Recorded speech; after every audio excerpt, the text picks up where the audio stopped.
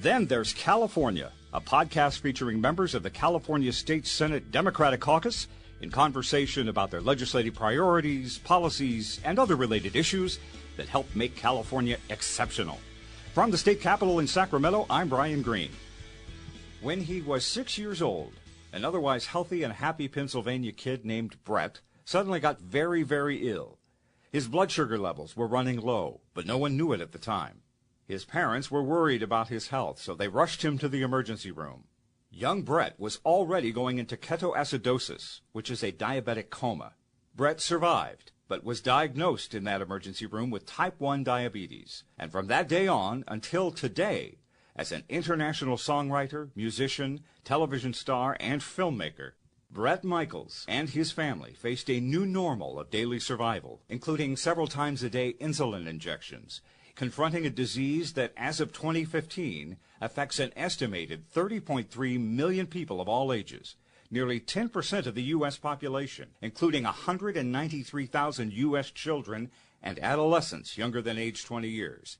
Diabetes can lead to increased risk of serious health complications and even premature death, and it also can be misdiagnosed.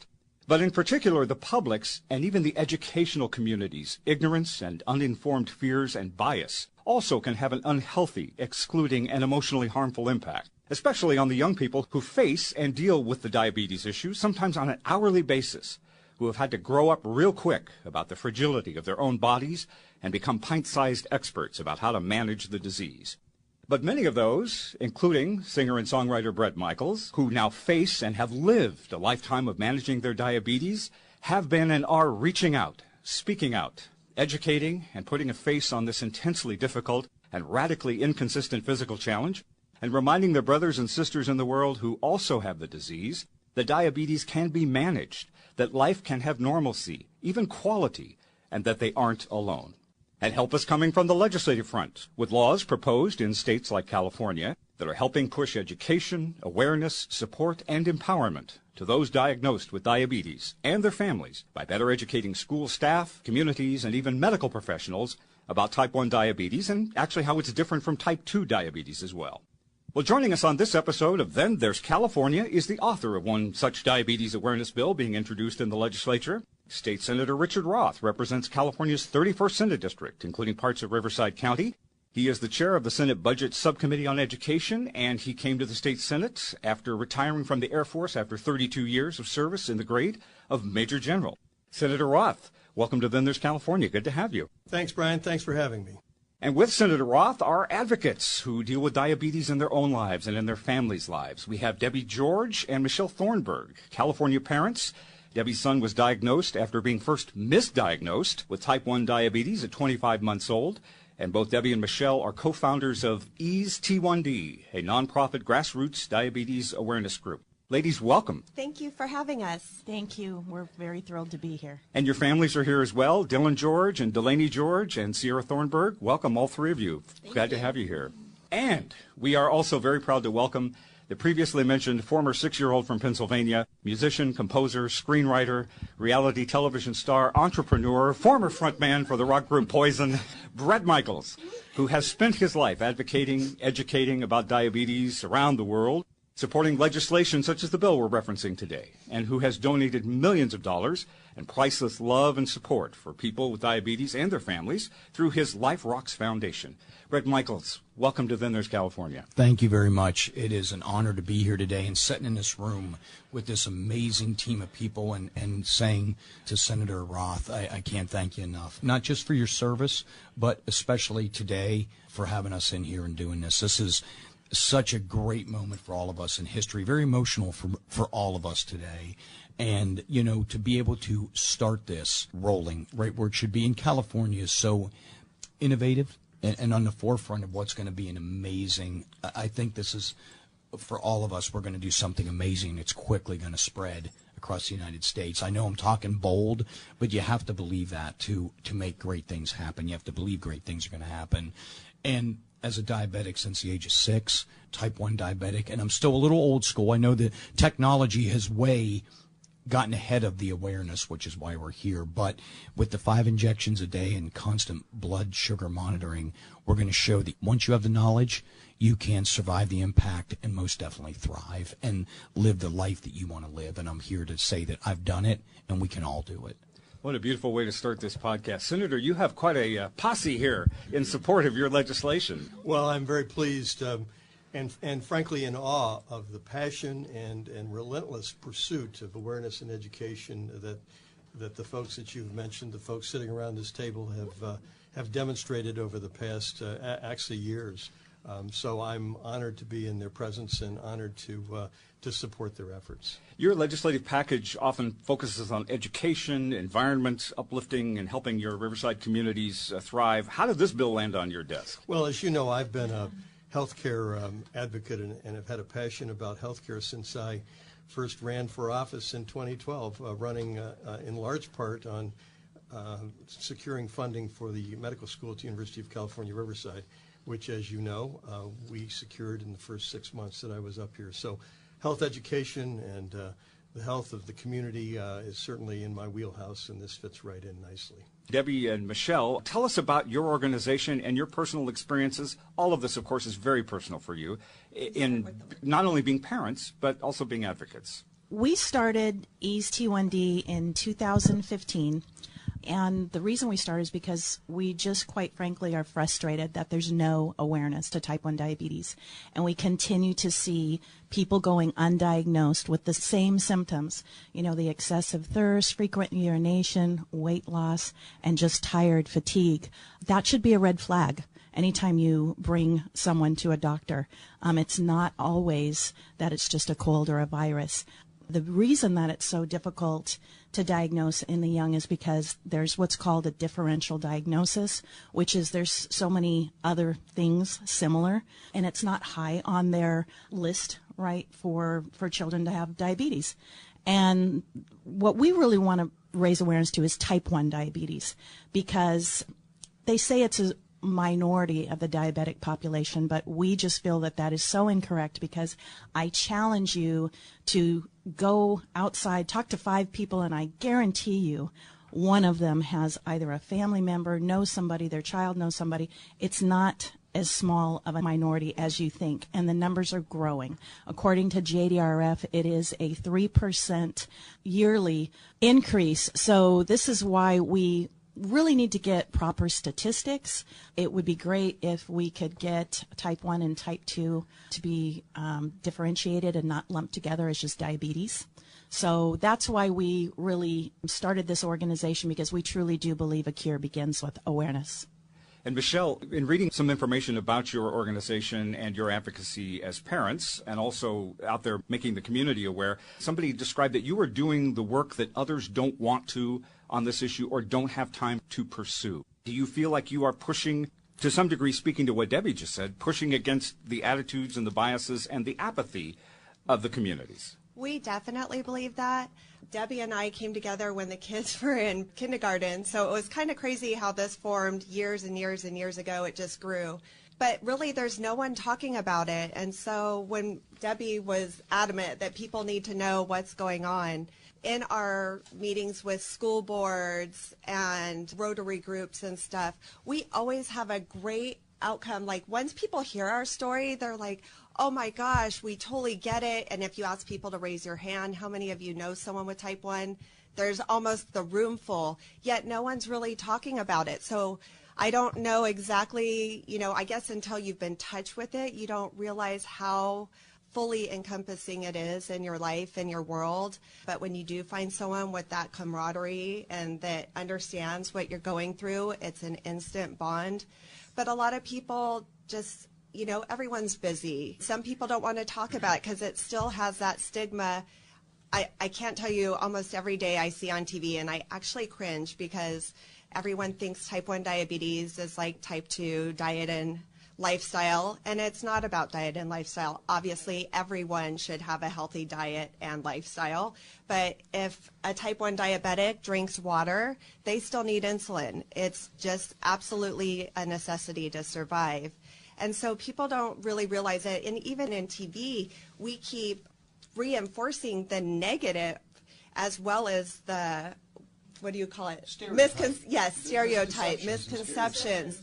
And it's heartbreaking because, you know, especially for the type 1s, and as a parent of a type 1, you just go, oh my God, they're friends and family, and you talk about it all the time, and it's still just the first thing that rolls off the top of their head. So it is really critical to get that out there, and I think people have come to us because we're getting out there and know that we can support them and help them get that education and education to people around them. Let me speak to Dylan and Delaney and Sierra, whichever one of you wants to talk. So Sierra, this has been part of your life, or most of your life, if not all of it already. Mm-hmm. Talk about your experiences as a young lady and being out there in the community and in your own family and your own education. Well, I was diagnosed at 15 months old, and so this month was 14 years of having type 1. I'm now 15. And I mean, there are hard days, it is a struggle, but it's nothing you can't handle, especially with people at this table that understand and can help you. It makes a difference. And Dylan, when I first met you, I was so happy to see you because I've seen all your baby pictures that accompanied all the information. No more pictures of my diapers. But you are a young man now. This has become part of your daily fabric. How are you addressing diabetes as part of your life out in the world? It's not hard for me anymore. My friends are really supportive about it. When I first met them, we were all in my friend's house, and they were just like, well, you know, like, what is it? Like, how does it happen? What are the symptoms? How can we help you? And, you know, they're always checking in on me. I'm with them basically every day of my life. They're my best friends. And I like talking about it. When people are, like, genuinely interested in it, like, oh, like, you know, how many times you have to check, or what's the pump do, and what's the CGM do? You know, I like talking about it because then it informs them for the future, just in case, you know, I'm not around, and then, you know, an incident happens with another diabetic and people don't know, but that person I talk to is like, oh, this is happening, I can help them in this way. So it's a part of my life. I've accepted it. Sometimes days are harder than others because, you know, one minute you could be 120 in range, and then next minute you're talking about glucose level. My glucose. Okay. And then next minute you're 46. You know, it's just one of those things, but it doesn't affect me. You know, I'm a good student. I've had over 4.0 since I've started high school. You know, I need whatever you. I need some 4.0. Bret Michaels. No, I didn't mean to interrupt. No, but actually, that's a nice segue, if you will. Bret Michaels, you have said you were the only kid in your school in Pennsylvania that was dealing with diabetes. As you listen to Dylan, obviously this brings back memories and resonates with you, right? It does, and I just want to make sure, I know you were talking right there. I want to say that being at this table, I'm surrounded here with a really great group of people, and I think part of our knowledge and our education, you being able to tell your friends what to do, that's amazing. Being a type 1 diabetic or T1D is so complicated, and it's tough to say that, but you're dealing with the physical aspect of it, the emotional aspect of it, and then you're dealing with the mental, the mind, body, and soul of what being a diabetic is. I think at this table we've got some really strong people that we've learned to accept it. You know, we've got diagnosed, we survived it, but we also got to be able to tell people what we're doing with Senator Roth is it is unbelievably important with this bill, right? Yes. This Senate Bill 138. That education and knowledge is empowerment, and I've said this over and over again.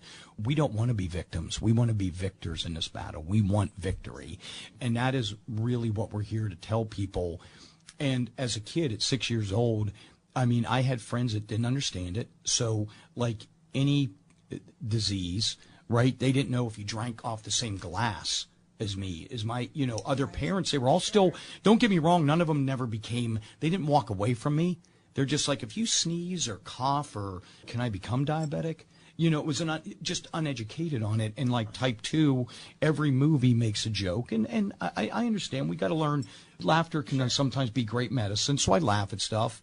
I'm self-deprecating. But they'll say, oh, he ate a donut, he's going to be a diabetic. For a type 1 diabetic, it holds no ground because ours is pancreatic. And ours is something that already exists in us that had nothing to do that, you know, like you said, if I drink water and have the healthiest diet ever, I still need to take insulin. Some of it is type 2 diabetes is mostly a little more onset control of your diet and lifestyle.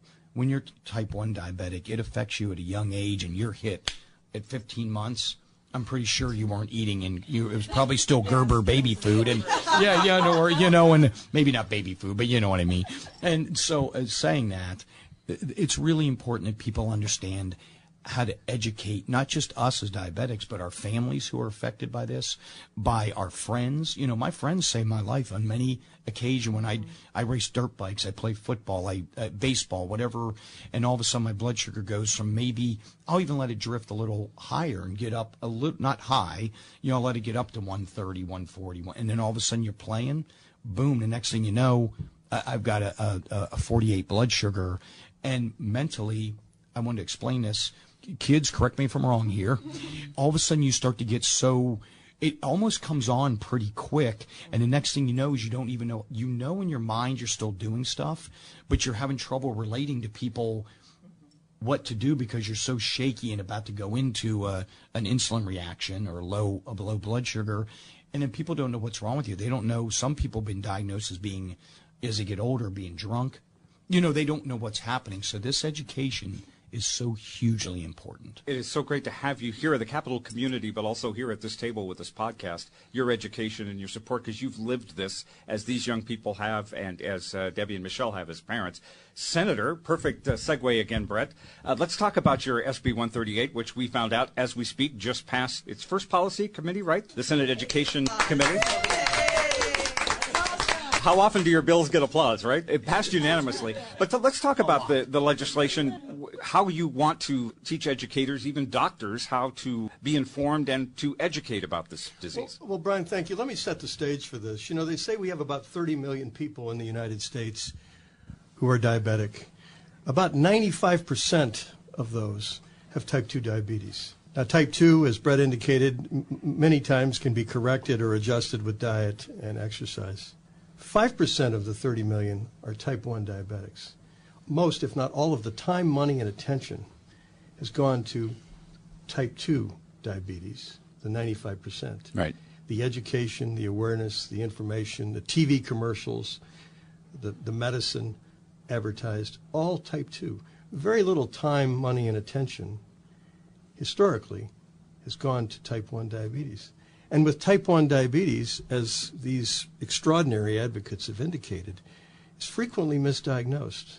One of my very good friends, a commercial pilot, was misdiagnosed with type 2 diabetes, flying all over the world, Russia, China, losing weight, sleepless, can't figure out what's going on. His doctor tells him he's type 2, he's taking the medicine, but it's not working.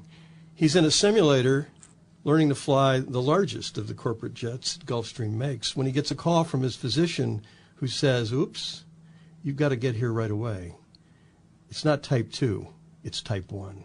People lose lives because of misdiagnosis. So we have to get out and we have to educate and inform both what the type 1 diabetes is, what the misdiagnosis is, what the risks are, and what people need to do in order to get themselves to a doctor, get tested, and get on insulin and an insulin regimen. So to get to your specific question, Senate Bill 138 requires the California Department of Education to gather information and provide informational material that is disseminated to school districts, and school districts then, working with local schools, determine how best to get that information in the hands of parents and students and teachers and school counselors and school nurses, so that when situations occur on a K-12 campus in California, those involved know exactly what to do and know to waste no time in getting the student to a physician for testing and treatment. And let me ask Debbie, with you and Michelle, as advocates, part of your work in this organization is advocating and lobbying, so to speak, for a bill like this. And this bill that Senator Roth has authored had its genesis to some degree in a North Carolina piece of legislation? Yes. So Reagan's rule, we followed that with Senate Resolution 63 that Senator Roth authored back in March of 2016. The little girl passed away. She had a blood sugar over 1,100, and for 3 months she was continued to be misdiagnosed. So her mother, Doris Oxendine, worked with Tom Carlia. He works for the Diabetes Research Foundation, and he's also known as the Diabetes Dad. And they did get this bill passed. So there are other states now that are trying to follow. but it is to raise awareness and have doctors do a finger prick, talk to parents, let people know that children and adults should not be passing away. I want to make it clear that it's not just children that get diagnosed. We had a firefighter friend of ours who was diagnosed last year at the age of 31, went into his doctor, same symptoms, tired and the weight loss, and long story short, he was diagnosed with type 2 diabetes and given oral medication, and after a couple days of spiking blood sugars after meals and his blood sugar still being high, Eric, his name is Eric Estes, being a paramedic, knew he had type 1 diabetes, and he diagnosed himself. So he went back to his doctor and got on insulin, and within hours he was in range. So it's the lack of education, not miseducation. We have no education. Right. So number one, in the very young, there's no education for these doctors simply because they don't think about that diagnosis of diabetes, right? And in the adult population, because type 2, right, and age, they think juvenile, because it used to be called juvenile diabetes, right? And then JDRF, Juvenile Diabetes Research Foundation, changed their name to JDRF because adults are also diagnosed. It's not just children. In fact, 50% of diagnosis is in adults. So we really want to raise awareness to what the symptoms are. We need to just change the mindset of it's not just juvenile. I had one mom tell me that their doctor actually told her 14-year-old daughter that she was on the late side of being diagnosed for type 1 diabetes. That came from a doctor. So we really need to get better education and awareness out there.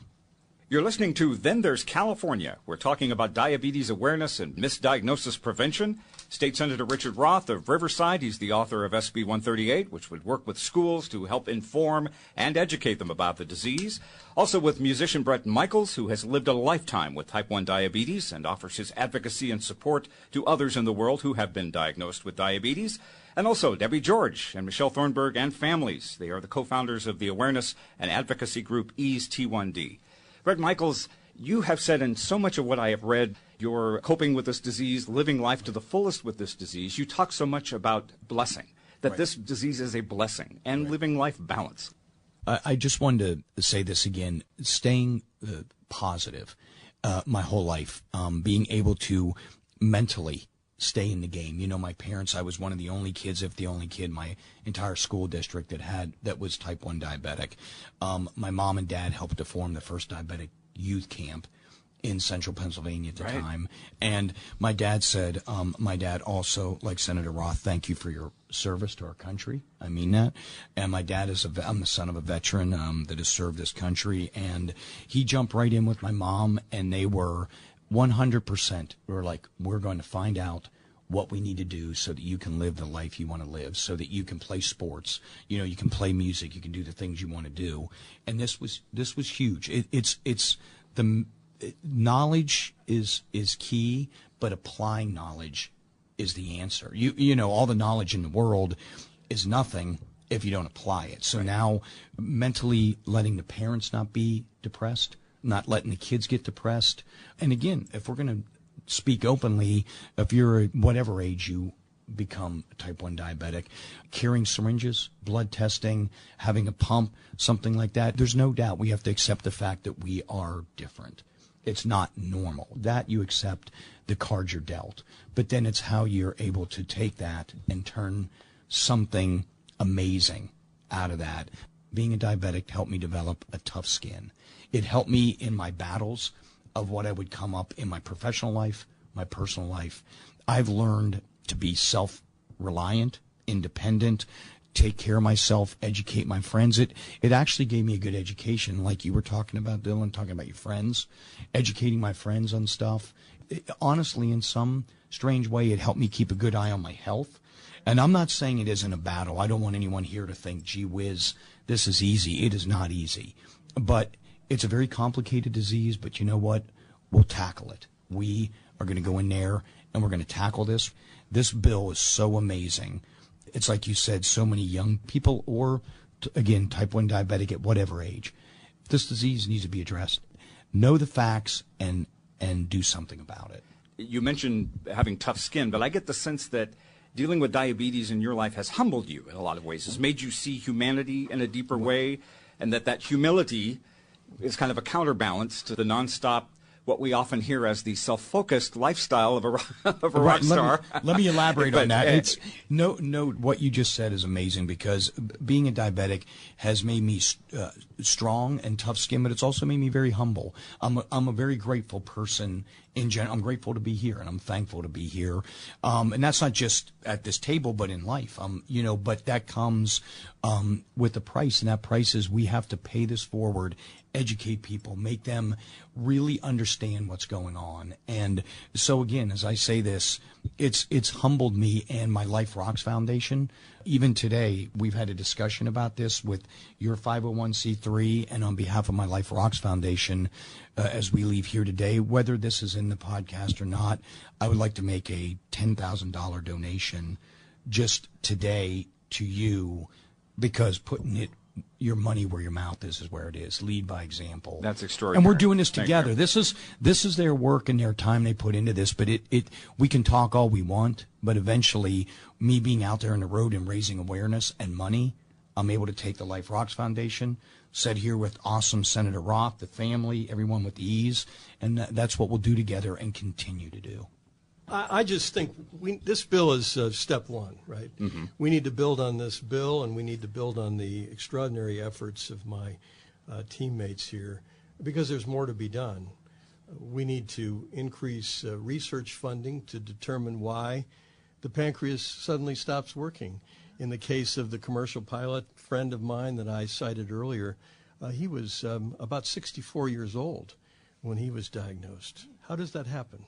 We also need to drive down the cost of insulin and the cost and availability of technology to monitor blood levels, so that people who are less fortunate have an equal opportunity to live long and productive lives with type 1 diabetes. So there's much, much more work to be done, but this is an amazing first step thanks to the support of my teammates, and we're going to get to work and make this thing happen. Well, Senator, you obviously have support here in the legislature with your unanimous passage as we speak out of the Senate Education Committee. Is this going to be a tough learning curve, a tough push towards the education community out here in California? Well, keep in mind that today, with respect to type 2 diabetes, school districts distribute informational material and fact sheets to parents, students, and stakeholders in school districts. So this should not be a stretch for local school district or for the California Department of Education. So I fully expect this bill to pass through the Senate on the Senate floor, to move over to the Assembly, to pass through the Assembly committees to which it is assigned, to make it to the floor, to be voted out, and to get to the governor's desk. And I fully expect the governor to sign Senate Bill 138. And before we wrap up, I want to give our young people here at the table, Delaney, you are a sister of Dylan. Talk about being the sister of a young man who has diabetes and how that has affected your life and your family. Well, having diabetes just involved in my life, I was best friends with Sierra in kindergarten, and my brother, they both helped me and helped me learn all about diabetes, and just going to the camps with them and being involved in everything. It's just helped me grow and know everything about them. Having my mom and Michelle both be involved in their nonprofit, it's just, I see how much hard work goes into it, and I just know how dedicated they are, and I just love all of that. Being here and having such a loving mom, I'm really blessed, because I know there's a lot of kids that aren't as fortunate, and I'm just glad that she's really involved in my life. So. That's awesome. If I can just add one thing, please. And I want to say to Delaney, the other things in life that affect us as children and how emotional this bill is. And thank you, because you're also, when I say it affects all of us, affects the family, and so thank you for being so awesome as a sister. Hear, hear. Yes. Michelle or Debbie, what's next for your organization? We are advocates, and we will continue this work and continue to raise awareness each and every day that we have that opportunity. With just two moms, it's hard, but we keep pushing forward to hopefully, one day grow this foundation to be bigger and currently we're just in California in our community and helping other people in other states, communities. One thing I want to touch on real quick too, because when Sierra was diagnosed, she was 15 months old. She couldn't talk. She had a rash and was peeing through her diapers through the night, which is kind of downing a bottle all night long. When she was diagnosed, we spent a week in the hospital, but she couldn't speak. We couldn't understand if she was high, low. We were poking. They didn't have all the technology that they do now. And as a parent, like, I don't tell her this much, but I used to have to hold her down and pin her down to give her injections. And it was the most heartbreaking thing I've ever done as a mom. And so while I'm so thankful that she's thriving, she's amazing. She obviously has her bad days and her struggles, but she is always an advocate to other type 1s. But without the education, I was fortunate to hear about camps and family camps, and I dragged Debbie along. It saved our family, because learning how to talk to your type 1, how the sibling feels, how the couples feel, better ways to communicate, better technology, things to look for. There's so much information. This is just the icing on the cake with this bill. But without education, a mom coming home from the hospital doesn't know what to do. Kids seeing it don't know what to do. So we are so, so grateful to have this opportunity to do this. And we're going to work hard. I want to add this, all Yes. of us together, to get that funding. We're going to start with something with Life Rocks that keeps you focused on this as much as we possibly can. And again, that's why we're all in this room together. It's us that are affected with the disease, us that are fighting, your friend, all of us. That's why we're here. We're here to make this rock. And you know what? Like I said, you can talk about it all the time, but now we're doing, it's really, this bill is actually doing something, and it affects so many people, and I think it's just such a great thing. Thank you all for being part of this. It means a lot to me. It means a lot to us here in the Senate for you sharing your stories and your advocacy. And I know people who are listening right now have learned so much. Yeah. So I hope you folks know that to a person, you are touching lives. Thank you very much. Thank you for taking your time to have us. Thank you very much. Dylan, Delaney, and Sierra, thank you so much for sharing your stories and your honesty and your courage for being here. Thank you. And Debbie George and Michelle Thornburg, good luck with your organization, your advocacy as much as you can, and your support. Bret Michaels, thank you for coming out here to Sacramento and being part of this podcast. Love it. And this is amazing, so thank you for having us. Sacramento rocks, dude. We're having a good time up here. We got to meet a lot of great people. And finally, Senator Roth, thank you so much for your legislative work as a lawmaker, and I wish you good luck with your piece of legislation as well. Yeah. Thank you, Brian. All right. Thank you.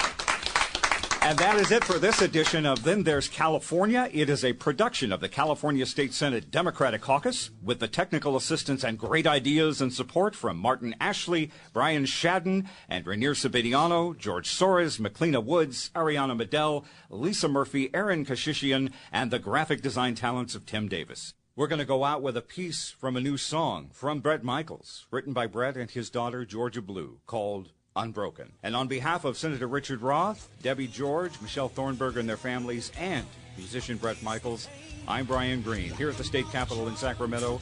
Thanks for listening to Then There's California. Unbroken is the fight inside of me. Unspoken is my reason to believe this is not my last song. I will stand and carry on. I'll face the pain like a moth drawn to the flame. I shall remain